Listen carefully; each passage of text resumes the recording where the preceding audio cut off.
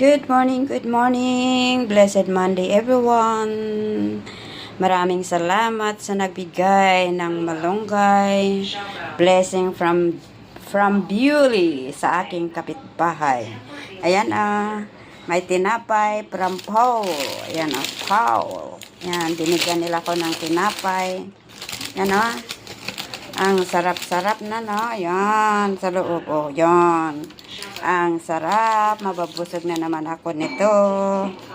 Maraming salamat kay Bewley sa binigay niyang blessing. Yan. Meron din akong lulutuin na malunggay. Manok na lang ang kulang. Manok na lang ang kulay para tinolang manok.